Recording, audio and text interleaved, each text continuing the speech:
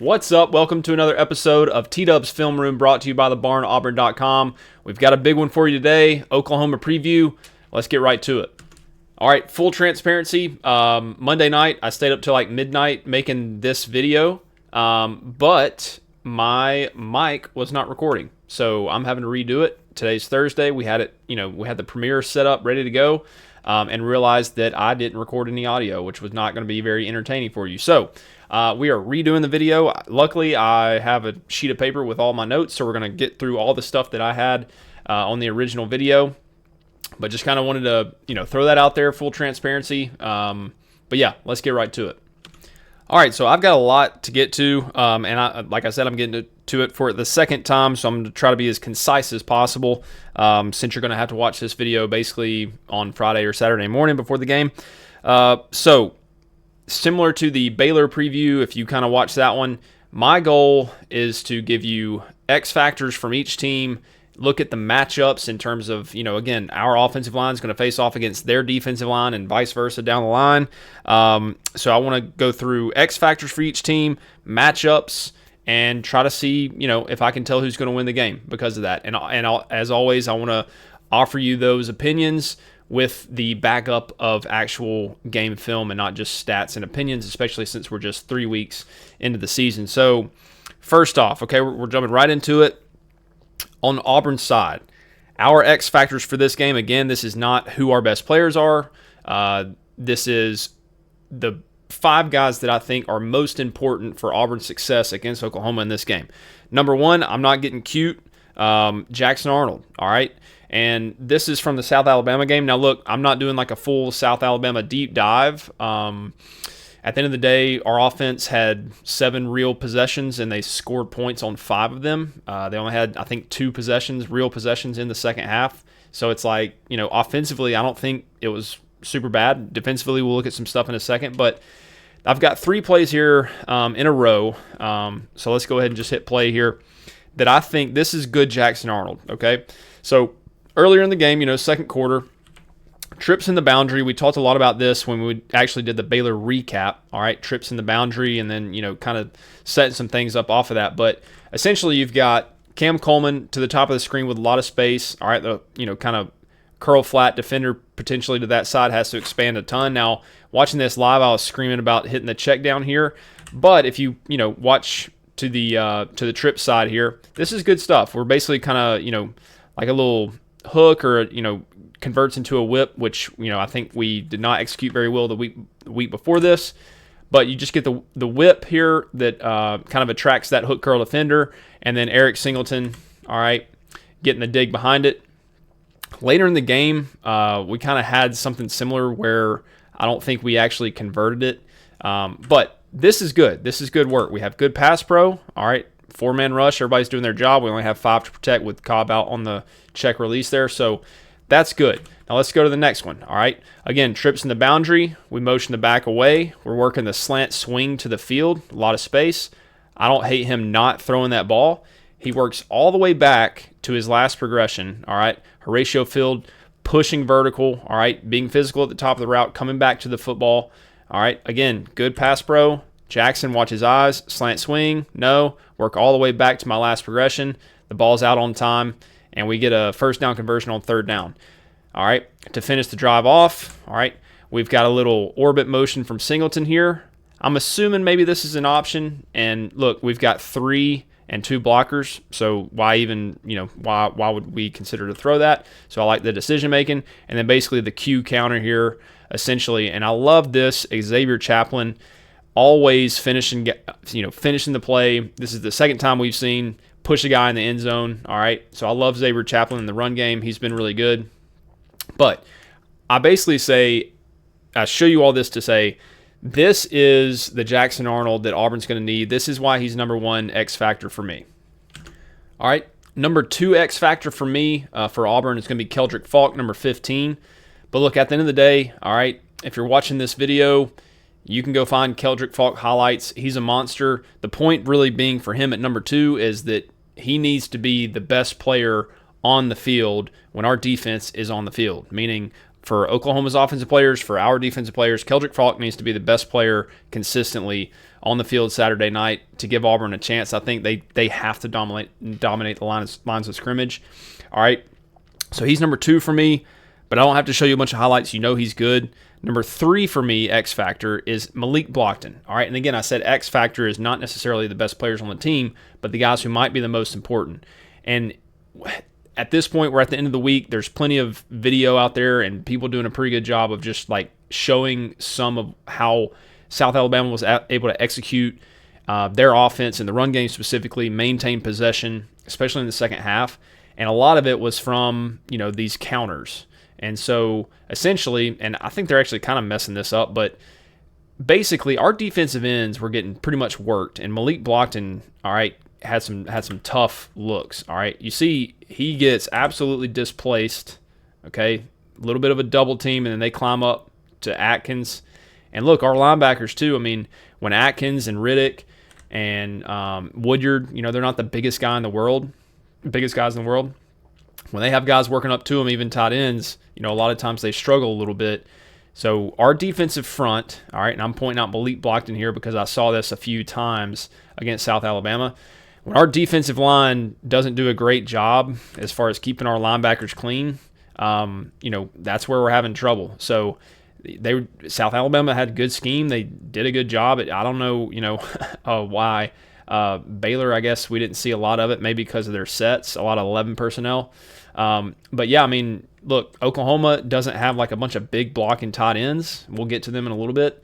But I would imagine we're going to try to, Oklahoma's, it's a copycat league. They're going to try to implement as much of this as possible. So I think we've got to do a better job against this scheme. I'm going to show you one from the Michigan-Oklahoma game as well.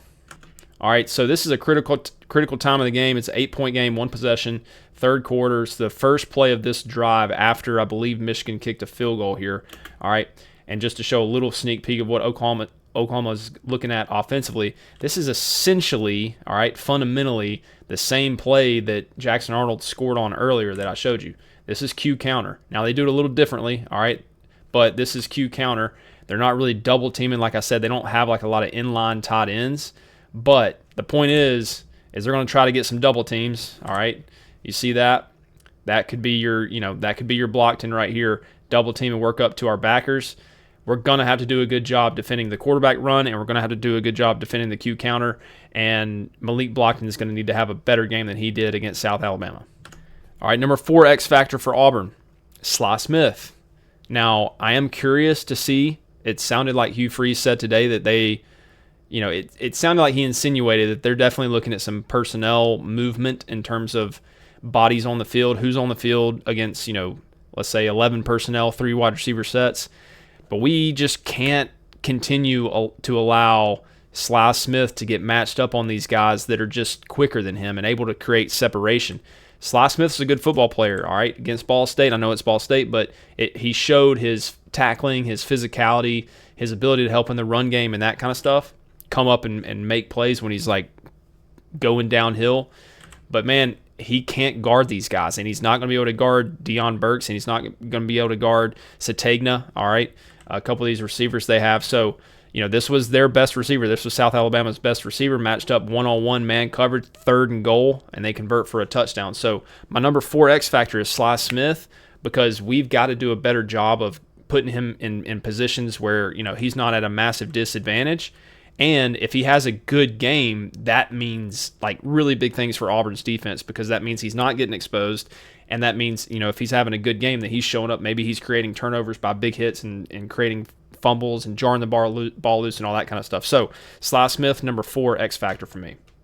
All right, number 5 X factor for me, I could pick from a lot of different people. But I'm going to go with a receiver, and I'm going to go with Eric Singleton because, all right, I'm going to show you 2 examples why. It seems like Singleton and Arnold are developing the best chemistry and rapport just, early in the season, 3 weeks in the season. 4th and 5, first drive last week versus South Alabama. All right, we motioned the tight end over, and then we bumped the back. All right, some of that's to gain a picture of what we think the defense is going to, what kind of coverage they're going to be in, that kind of thing. Mesh concept. All right, so we got the 2 guys crossing underneath. We have the out route here, which he could run a lot of different things.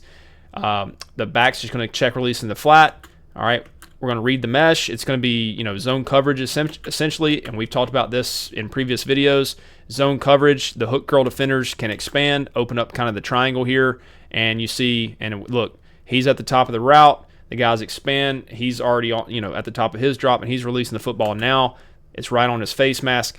Eric does a great job of keeping his feet hot and catching the ball on the move. Just because you're running a hitch or a comeback or a spot pattern doesn't mean that you have to be stationary. You can catch the ball on the move. And Eric does a really good job of that. So this is good football on 4th and 5 from everybody. All right, good pass pro, all that kind of stuff. Everything's in sync. And I think Eric and Arnold have started to develop some chemistry. All right, another quick example. Basically like a Tampa 2 type look here. Kind of like a stick concept out of empty and sticks, I guess you could say. 3rd and 9, it looks like, we're trying to hit, basically 3 guys running to the sticks at different points of the field. But Eric does a really good job of kind of selling this Tampa 2 guy that he's actually going to push vertical, and then he shuts it down. Again, great timing. All right, 1, 2, 3, boom, top of the drop, release the ball. Jackson said something after the game, like he was even smiling like mid-play because he had this guy so turned around, that Eric Singleton had this guy so turned around. So again, more evidence. I think Jackson Arnold and Eric Singleton have a lot of chemistry. Eric Singleton's my number 5 X factor for Auburn.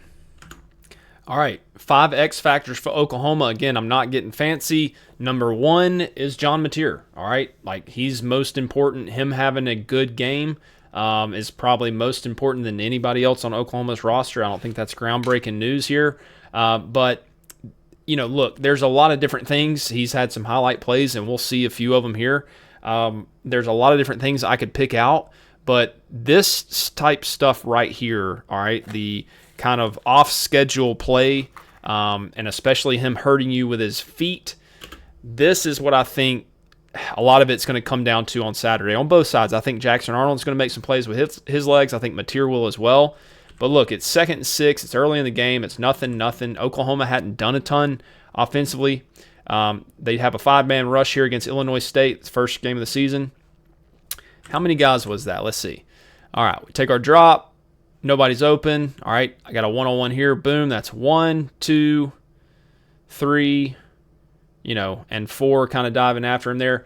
And, this last little bit right here, having the awareness to know where he is, like if it was 3rd and 9, okay, and it's in the 4th quarter, and, this is the game on Saturday, this type play right here can be the difference between, sustaining a drive, winning and losing, all that kind of stuff. So here's one example. I got a few more. All right, here, red zone. Okay, bump the back over to basically give you a lead blocker. All right, and this is Barnes, and he's a big, strong, physical dude. I like him. But they're Q run, right? And it's 11 on 11. Mateer talked about it after the Michigan game, so they're aware, they're coached to know the kind of the strategic benefit this provides as far as getting 11 on 11 here, offense versus defense. But yeah, man, in the red zone, they're going to run Mateer just like we're going to run Jackson Arnold. So this is stuff we're going to have to prepare for all week and get ready for it because that's what they're going to do. All right, one last look here, just talking about John Mateer as their number 1 X factor. All right, early in the game versus Michigan, we motion out to empty, and Mateer gets them on an offsides, free play, shot play, big play. All right, an explosive in the passing game, something our defense has not been very good at so far this year. I think statistically we're like, very high or low, depending on how you want to phrase it, but we're giving up too many pass plays of 10-plus yardage. All right, we know that. So we've got to be very disciplined. We've got a couple of times already, all right, of quarterbacks using their cadence to make us jump off sides, getting a free play. We have got to be disciplined on every down, all right, in every way. We've got to fit correctly, and we cannot allow this to happen and give up shot plays because we're jumping off sides. All right, number 2 X factor for me, and I'll be honest, this could be a little bit of a, athlete crush and not necessarily him being the, second most important guy on Oklahoma's team, but somebody you need to know is number 5, Kendall Daniels. I believe he's a transfer from Oklahoma State, I believe. But he is 6'5", 245, and he plays everywhere. He's a linebacker, but he plays everywhere. I'm going to show you a couple of examples. But He is one of the most athletically gifted players that will be on the football field Saturday. All right, here's an example.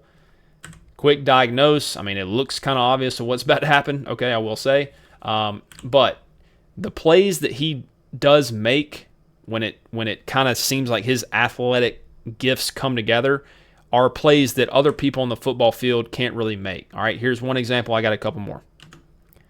All right, check the situation here. All right, 3rd and 5. We've got a little trips bunch, which that's something I'd like to see us mess around with a little bit more. It seems like we've been very vanilla in terms of our sets, in terms of our formations, and I think we'll see some new stuff Saturday night. But the reason I like this, especially on 3rd down, and we'll talk about Oklahoma's defense and their funk in a little bit, but it puts defenses in situations where they have to go by their standard rules of how they deal with bunches. Meaning, typically, all right, and they can adjust, but typically a defense will have a standard set of rules on how they want to deal with a bunch, meaning if the point man goes in, if he goes vertical, if he goes out, and vice versa, they have a standard set of rules of how to deal with this stuff. But Kendall Daniels, the reason we're looking at this, number 5, he's a linebacker, 6'5", 245, and he is on the point of this bunch. Okay, now they have an extra safety over the top, so it's a little bit different here. But 3rd and 5, Michigan, they do a really good job of scheming this up. All right, 1 goes outside, 3 goes inside, and what this does is create a one-on-one opportunity after they sort all this out with their slot receiver with presumably an option route versus a 6'5", 250-pound linebacker. All right. He's all over it. All right. So he can do a lot of different things. He lines up a lot of different places, and he's a big athletic guy. I think he's really important to Oklahoma's defense. He's number 2 for me, X Factor, Kendall Daniels, linebacker. All right. Number 3 X Factor for Oklahoma. Not personally, okay, but being the Auburn person that I am in this matchup, they're our enemy. In that context, I hate this guy, all right, because he is going to be a problem. Number 12, tight end, former linebacker who transitioned to a tight end this offseason, and he's like 6'2", 220. He's not like some crazy, gifted guy, but he is very good, and I think he might be John Mateer's favorite target when he needs to convert. All right, it is 3rd and 8, first quarter, first game of the year. All right, Illinois State trying to get kind of funky here. All right, kind of a double mug look, busting out into kind of a 3 double cloud, Tampa 2, whatever you want to call this. All right, John Mateer and his boy Koenig, number 12. Koenig's going to find the hole in between the 2 hook curl linebackers. All right, where have we seen that before? Michael Trigg, week 1, right? Eating these guys up. Boom, deliver the ball, convert the 3rd and 8. Now, he does fumble here. Okay, now that is kind of a thing. He's a former linebacker, whatever. But this is one example. I got one more for you. All right, 3rd and 9, Michigan, first possession. 3rd and long, right? Kind of a similar look defensively. Kind of a similar area of the field, right? Koenig, intermediate down the middle of the field. Great catch. All right. Again, this is why I hate him in the context of an athletic enemy. That's a great catch, man. I mean, he reminds me a little bit of like John Samuel Shanker, if you remember him. Just a guy that could make good catches and make good plays when the opportunity presents himself. He knows, I think him being a former linebacker, I think he kind of gets a better sense of where to attack defenses. And him and Mateer get on the same page. And again, this is a 3rd and 9 conversion, man. Auburn's defense has been susceptible to giving up 3rd and longs. Koenig is very, very comfortable, and Mateer is very comfortable with him. So he's number 3 for me, X Factor for Oklahoma. Number 4, X Factor, I kind of went back and forth, but I'm going to highlight their linebacker, number 11, actually. All right, so Kip Lewis is number 10. Auburn fans remember him for the pick 6 last year, and he's a very athletic player. But Kobe McKenzie, I believe is his name. Yes, Kobe McKenzie. He's a bigger guy, I think 6'2", 235 listed or so, something like that. Number 11 right here, okay? 2nd and 9, we're going to get a little pressure. This poor running back is going to try to pick it up, do his best, and he gets absolutely killed. I'm showing you this play for a couple of reasons. One, because Jeremiah Cobb was the beneficiary of getting run over similar to this against Ball State, which essentially cost us a touchdown because we had Eric Singleton open on a post. So I show this for that reason, that our running backs are going to have a big job in pass pro because Oklahoma is going to heat us up. And look, this is a sim pressure. How many guys did they bring? It feels like they brought a lot, right? They only brought 4 because they're dropping both of their ends out. Okay, we'll talk about Oklahoma Funk here in a little bit. But this guy, I think, is their biggest, most physical, linebacker. And I think for Auburn to win, the run game is going to be very important. So number 11, I think he's their best physical run-fitting linebacker. He's also going to do some stuff like this, all right, in the blitz or in pressure game. And our running backs are going to have a really good day in pass pro. All right, and then number 5, X factor for Oklahoma, Deion Burks. All right, Purdue transfer. This is his second year at Oklahoma. He was hurt, a lot last year, or at least a few games last year, similar to pretty much all their receivers and offensive linemen. Look, he's an outside guy, but I think they're going to continue to move him around a little more. Sategna seems to play more in the slot, and he's pretty good too. All right, with Jay Crawford potentially being out, Auburn's best outside corner. You get Burks out there with Kayan Lee, with Rayon Strader, with Rayshawn Pleasant, who really knows. The double move game. Burks is an explosive guy. He's kind of similar to Singleton. He's actually probably a little bit smaller, but you can see he still has the ability to make contested catches downfield, and he's going to help him in the sweep game and the the intermediate slot stuff, screen game, all that kind of stuff too. All right, here's another look. Oklahoma backed up. Michigan's probably licking their chops. They have looks like vision coverage, but then I think it's straight man-to-man. You saw his head turn after the snap. I think this is a double move. We can't really ever see it, and they never show a good replay. But obviously, he creates a lot of separation from the corner. Again, I think it's probably a double move, just the way that Mateer takes his longer drop here. All right, big hitch, and then lets it go. He's cooked. So, again, Kayan Lee about gave up a touchdown against, Ball State on a double move early in the game. All right, so here's another example. Burks there, being a good route runner, and then, being able to track the ball downfield and make a good catch. All right, and then again, he's going to be their sweep guy. Again, he's very similar to Singleton, all right, in a lot of ways. This is going to be their first touchdown of the game versus Michigan. A lot of things to kind of look for here. This is one of their 2 tight end sets, all right, so this is, to me, probably more their inline blocker, this big guy here, more like our Brandon Frazier. But watch Barnes, again, I mentioned him earlier, the running back, bang, all right. That is very, very good from the running back position. Boom, all right. And then Burks being able to kind of find the wiggle, find the area to get in the end zone. So Burks, number 5, X factor for me. All right, so those are the X factors for both teams. I want to take a second here and dive a little deeper specifically in more of the X's and O's and the schematics of Oklahoma's offense. And I'm going to look at kind of the matchup there between their offense and our defense. But schematically, it's pretty interesting, if you haven't spent a couple hours, pouring through their film and trying to figure out like what their identity is. You may be a little surprised at how quarterback run heavy, they really are offensively, structurally. Their offense is kind of similar to ours, honestly. I think their passing game, their drop back passing game is a little bit more new age. Okay, quite frankly, I do think they do some better stuff than we have shown so far. All right, but if you watch this play is almost, exactly the same as the Q counter that Jackson Arnold ran for the touchdown against South Alabama. If you think about it, we had Singleton on the orbit motion, right? Same deal here with Burks. Now, the only difference is, and this is where I do think Arbuckle has some good wrinkles, when he raises up right here, he can absolutely let this thing go if they don't have that covered. And when you have that covered, you're kind of removing a guy from this front side of this quarterback counter. All right, so they get the double team. They displace big number 0 here. Right tackle is going to climb for front side backer, and then you have number 12 who can clean up, first color and then look inside. So, really interesting play design, just adding that extra wrinkle of kind of the rail RPO there with the running back. But, again, RPO, quarterback run, very prominent in this offense. All right, to kind of further, exemplify that point, we've got an empty set. You're going to have an easy, this is easy to see. You're probably going to have some type of RPO if you want it with the stack receivers here with just a little stay screen and a block. But we're going to motion the tight end Kanik across and just turn this into a split zone, basically. All right, so the tight end's going to run across, run the split zone, and it's just quarterback run. It's 3rd and 3, all right? 3rd and 3, kind of in the red zone going in. So this is some of their stuff that they feel the most comfortable about, short yardage.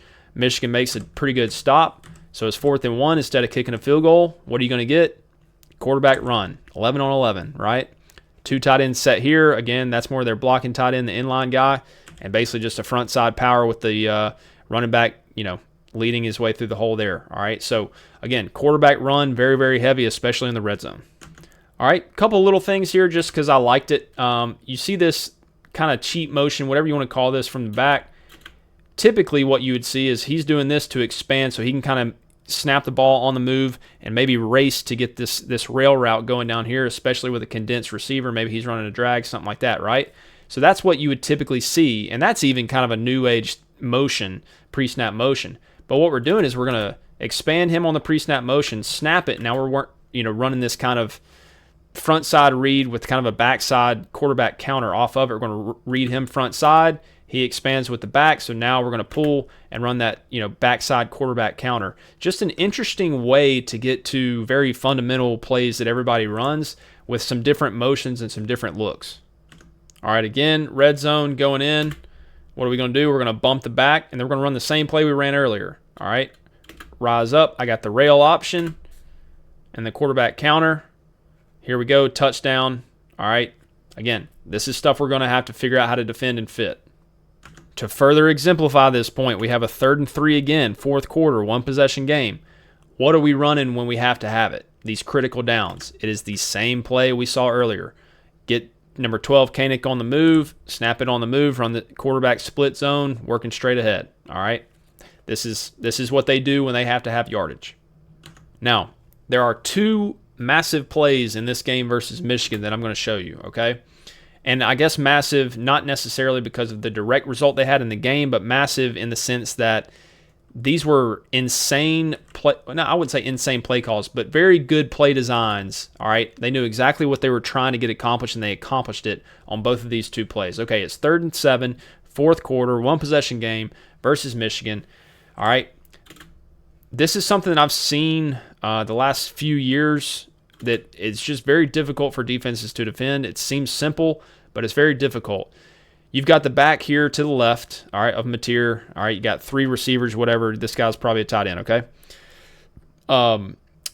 They are straight 0, man-to-man, all right? Everybody's mugged up. We're man-to-man, blitzing everybody who doesn't have a man. 6 is here on this side of the formation because he's man-to-man on the back, all right? Well, what happens if the back just takes off and runs the other direction? He gets a bluff check here with the free guy, and then nobody's out there because what they're doing is they're saying, hey, 6, you blitz. If the back releases out to the flat like he normally would, then peel with him. This guy probably hadn't been coached up a ton as far as to peel because the back's away from him. So he's going to give him a little bluff here. And this is a single-man route, essentially, because I believe these receivers are blocking. Just kind of watching how they're jogging out right there. Mateer's going to give a little look. It's a full slide to the left. We don't have to block him because we're bluffing him, right? Bang. This is really, really good, man. And, it's a really good play design. It's good execution, 3rd and 7 when they have to have it. It's really tough for us to defend that. So if I'm, if I'm in charge of like 3rd down preparation for the defense, 4th down preparation for the defense, I'm making sure that I'm doing something to account for this. All right, 3rd and goal. All right, under 2 minutes. They run essentially the same type of play with that same type of cheat motion they ran earlier. So I'm going to cheat motion the back, and then I'm going to run him across the formation. And the only reason this wasn't a touchdown is because this guy who's, he's calling everything out. They're still man-to-man. He's man-to-man on the back. Bump out, bump, bam. And he just tracks it, dude. That's really disciplined football, and that is a great tackle on number 6, Blaylock, true freshman running back, who's really, really good. He's very fast. Now, look, this didn't matter. They kicked a field goal, so it's 24-13, so whatever. But, it's a great stop by Michigan, honestly, and it's a really tough play to stop. So, again, just to say, these 2 plays, the back releasing, opposite side of the formation, we better be keyed into that big time. All right, so that's Oklahoma's offense, right? What about Oklahoma's defense? Well, just like we described when we were looking at Baylor in the recap, Dave Aranda had some funk, all right, for Auburn. Our boy Venables is going to have some funk too, all right? There's a ton of examples, but here's a pretty good one, all right? They like to overload one side, make you kind of determine your slide on this side, I mean, you have to account for these 3 guys just in case they do come. But, of course, the end's going to drop, and they're going to bring the nickel pressure from the field, and the left tackle, who, again, we're kind of, sliding to this right side here. Left tackle's not going to be able to get out there. Maybe what you could do here is recognize this. Left tackle pops out. Left guard picks him up. It'd be pretty tough to do. But they disguise it really well. All right, quarterback gets hit. They are running to their spots on the field very, very quickly. They know what they got to do when they have the all-22 view here. All right, you can see basically it turns into it's a sim pressure. They're only bringing 4, so it turns into like a true cover 3. All right, so they're still guarding 5 with 7. So, yeah, I mean, that's one example right there. Similar type of play here. All right, you got the 3 down on one side. All right, all on one side of the center. You have to kind of slide and account for those numbers. What are we going to do? All right, well, we want you to slide that way. We're going to bring the 2 backers out, and then we're going to drop him out. Well, this end on this side is not accounted for, essentially. R. Mason Thomas, who is out for the first half of the game.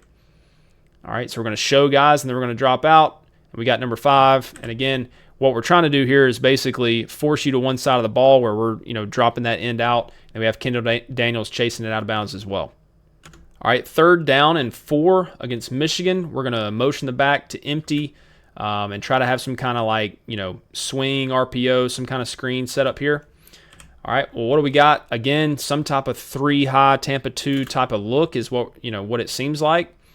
Just so happens we're going to have a cat. Everybody's going to roll to like a 2 high structure. This is literally the 6'5", 250-pound linebacker who's playing a deep half safety essentially with the cat blitz opposite. We're dropping the end, all right, away from the blitz into the field.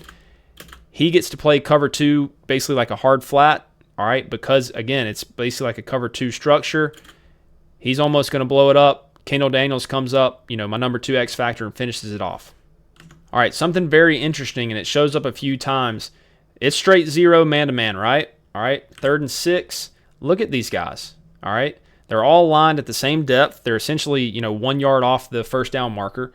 And look at their leverage. Look at their body position.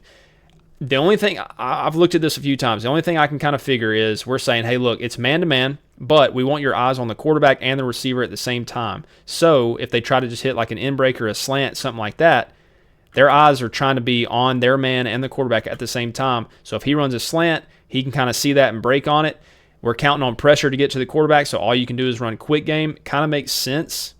But it's also kind of weird because if they throw this bubble up here to the field, I think they're going to get it. He would have to flip his hips and run. You have 2 to block the widest 2, and I think they would actually have this, okay?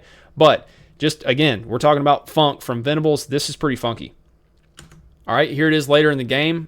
All right, look, Auburn fans, don't we remember seeing Oklahoma do some of this last year, and we got caught with our pants down a little bit? Look, there's again, kind of the eyes on the quarterback and their receivers, 0 pressure, man-to-man, straight up, all right? Here, Michigan's like, all right, we're going to try this thing out. We're going to try the bang 8, all right, the glance route, whatever you want to call it. And again, because I think they're trying to maintain a little bit of outside leverage where they can keep their eyes on the quarterback and the receiver so they can break at the right time and make this a tough catch, I think that's what they're doing. I'll show you one more example. All right, this is the next play, 3rd and 6. We're motioning the receiver so we can get a picture on the defense here. Kind of even looks like zone the way they handled that. They just kind of bumped one man down. But same deal. Everybody's lined up, kind of mugged up. Same look from the defenders, that same stance positioning. Now, instead of everybody coming, what are we doing? We're dropping out. And again, this is where we had that pick 6 last year. So the moral to this story, to avoid the funk, you have to stay out of 3rd and longs. You have to run the football. We talked about it when we had the Baylor preview. How do you negate funk? Don't get in 3rd and long. Run right at it. All right. So it could be a boring brand of football, but I think Auburn offensively, all right, for this game going in Saturday, that's what they're going to need to do. All right. So what can we do schematically offensively? What can we do that we're good at? Okay. To try to, again, negate some of this funk early down and distance. We need to run the ball. We need to run RPOs. We need to run play actions. Make the picture easy for Jackson Arnold. Get him on the move. Make it a one-man read. Okay, we just kind of trying to find the flat defender out here. And I like the way this is set up Okay, you got kind of the twins almost, trips in the boundary essentially. You're going to motion him across. Well, then when we roll down, we're kind of thinking this is going to be your flat guy. This is going to be your curl guy. That's kind of how we're going to break this out defensively. But we still bring the tight end opposite. Well, the only guy left over here is this, kind of this play side linebacker now. Well, now there's nobody to account for the quarterback. This little guy gets on the move. All right. Jackson Arnold can hurt them the same way that he hurt them on this play. All right, sort of a similar deal here, and actually similar to how we opened the game against Ball State, if you think about it. Little pistol, play action boot. This is a great job getting the ball out. But, Oklahoma is not, God on defense. They're good. They play hard. They're well coached. But sometimes you can get them, I like the pre-snap motion, all right, and getting kind of some options out here, kind of overloading the field side off the play action. So, I think this is the type of stuff we need to be able to do on Saturday. All right, we talked about running the ball, negating the funk, right? We also look at their linebackers. These are not their starting linebackers. This is not number 11, who, is my guy, Kobe McKenzie. Watch what we got here, man. We got movement, okay? I like the split zone action. It's a good job by 85, kind of, not blocking the widest defender after this, little bit of, what are they doing here? Maybe like a little gap replace, something like that. All right, so the defensive end here is actually going to be a little bit, I don't know what they're doing. They're just bringing the backer. But it's a good job picking it up, and they're gashing them right here, all right? And that's what we need to do. We're going to need to run the football, create some ways for, to use our H-backs and our tight ends to allow our offensive linemen to work up to the second level to the backers. All right, same play design here with a little bit of pre-snap, candy, a little pre-snap motion. I think they actually got Oklahoma in a pretty similar deal defensively. But again, good job by 85. This time they're actually using, this is their first group here. Tackle does a good enough job getting on 11. All right. And they gash him. I believe we go next play. Yep, first down here. Again, just sticking the ball on the ground. All right. That's how you do it. That's how you negate funk. Okay. Now, my point here was going to be utilize some tempo in this situation too. Right. So you get that first, that 9-yard gain on first down, get some tempo. All right, and keep leaning on these dudes. I think we need to utilize a little bit more tempo on offense as well. A little bit different from Michigan. All right, basically a 2 tight end set, if you want to call it that. But all we're doing here is lining up and we're running power. All right, we're double teaming the, basically the 3 technique. We're going to kick the defensive end 97. We're going to pull. All right, guard's going to lead up for the, front side, play side linebacker here, and they're going straight downhill. All right, it's a good run on first down. That's kind of the stuff we're going to need to do. All right, so with all that, we've got to talk about matchups, and we've got to talk about who I think is going to win the game. All right. So, again, the way you do matchups is our offensive line is playing against their defensive line. We're not going to look at our offensive line versus their offensive line, who's better, because that really doesn't matter, right? So, let's look at Auburn's offense versus Oklahoma's defense, see what I think. Offensive line, Auburn's offensive line versus Oklahoma's defensive line. I'm giving that matchup to Auburn, all right? I like Oklahoma's defensive line, David Stone, big number 65. Now, R. Mason Thomas, again, 32, probably their best pass rusher, their best edge rusher is going to be out for the first half, all right? So that's, that plays into this as well. But so far, I've seen a lot of good things from our offensive line, especially in the run game. So I'm giving Auburn the thumbs up there, all right? Let's look at the running back position versus their linebackers. I think you've probably seen I like their linebackers a lot, especially 10 and 11. All right, 7 provides some stuff as well. So I'm giving this to Oklahoma. I like Jeremiah Cobb. I like Damari Alston okay, but so far I haven't seen enough from them as far as being able to win one-on-one. All right, whether that be pass pro consistently, whether that be, one-on-one at the third level with a safety and getting tackled by, a guy from South Alabama, Ball State, some of that kind of stuff. So I need to see more from our running backs, and I'm going to give Oklahoma's linebackers the edge there in that matchup. Quarterbacks and receivers, so think maybe passing game versus Oklahoma's defensive backs. I'm still giving that to Auburn, okay? I do think we're going to have a little bit more in the drop back game and the play action game. I think Oklahoma's defense, all right, will lend itself to giving us more one-on-one opportunities at times. All right, I think tempo should help us out with that actually. But I'm going to give us the benefit of the doubt there. Auburn, I like some of their guys. Gentry Williams, Forrest, pretty good. Peyton Bowen, safety, pretty good players. But look, man, Cam Coleman's still Cam Coleman. Eric Singleton, Malcolm Simmons coming back, Horatio Fields, and I like Jackson Arnold enough. I'm giving the edge to Auburn with that matchup. Schematically, I'm giving it to OU. All right. offense versus defense for Auburn. I'm giving that to OU. Venables, again, the funk, the confusion, all right, showing one thing, doing something else. I'm giving that to Venables. I think Hugh can have some stuff in his bag this weekend, but I'm going to give that to OU, all right, for now. So Auburn's offensive line I like, Oklahoma's linebackers, Auburn's quarterback receivers, Oklahoma's scheme, all right? Let's look at the other side of the football. All right, so Oklahoma's offensive line versus Auburn's defensive line. I'm giving it to Auburn. Oklahoma's offensive line is banged up. They have a true freshman playing. I think, former 5-star, that kind of stuff, but a lot of guys on the injury report on their offensive line. Auburn's defensive line is pretty healthy. All right, Kieran Crawford, Keldrick Falk. Auburn's leading the country, I think, in tackles for loss. They're very high in sacks as well. I'll take Auburn's defensive line in that matchup for sure. All right, running backs versus linebackers. I'm giving it to OU's running back room is excellent. All right, you got Barnes, the big guy. We saw a big block from him earlier. Blaylock, the faster scat back. Number 6, and then we didn't even talk about Jaden Ott, who's like a really big transfer coming over from Cal, good player. So, Riddick and Atkins and Woodyard and a lot of these guys, they're young and they're athletic and they're pretty talented, but I'm giving that matchup to Oklahoma. Quarterback and receivers versus DBs. Look, Auburn's defensive back, preseason, I think a lot of people thought that was a really strong group, and they haven't played that well. And John Mateer is very good. And they have, 2 or 3 pretty good receivers, and I like Koenig at the tight end position, so I'm going to give Oklahoma that win there in that matchup. Schematically here, I'm actually going to go for a push. I know there's been a lot of hand-wringing with Auburn fans with DJ Durkin, the third and long, the third and Durkin, that kind of stuff, and even, rushing 3 maybe too much, or, somehow at the same time leaving some of our defensive backs in bad situations, bad matchups, and even our linebackers. So, but I think looking at last year, our defense continued to get better and better and better throughout the year as younger players started to get more and more comfortable in the scheme. I like Arbuckle, Oklahoma's offensive coordinator. I like their scheme, but I'm not ready to just crown this young dude as a better overall, schematic teacher and schematic game planner and play caller than DJ Durkin just yet. I'm still going to give that a push as of now. So let's talk about who's going to win the game. I came into making these videos thinking that, look, at the end of the day, all right, on paper, you got to give Oklahoma the edge. They got the home field. They've got right now the quarterback that has shown more in terms of playmaking, especially with his arm.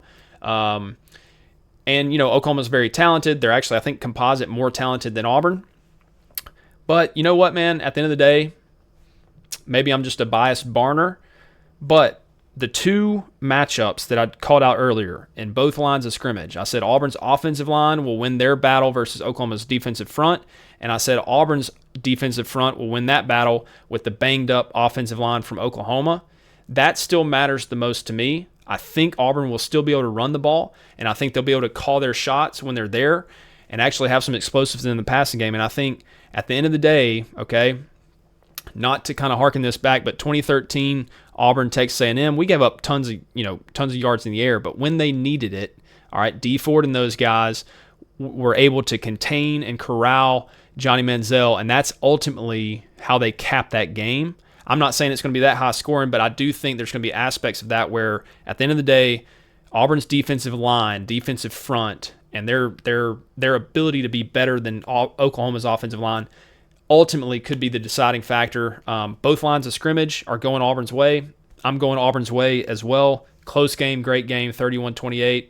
We'll see what happens. Nobody really knows, okay? I expect it to be a really close game. I'm going to the game. If you see me, say what's up. But look, as always, guys, thank you for watching here till the end. I'm excited about the game. Obviously, we'll come back and do a recap when it's over. But yeah, keep it locked on T-Dub's Film Room, thebarnauburn.com, all that kind of stuff, and I'll see you next time.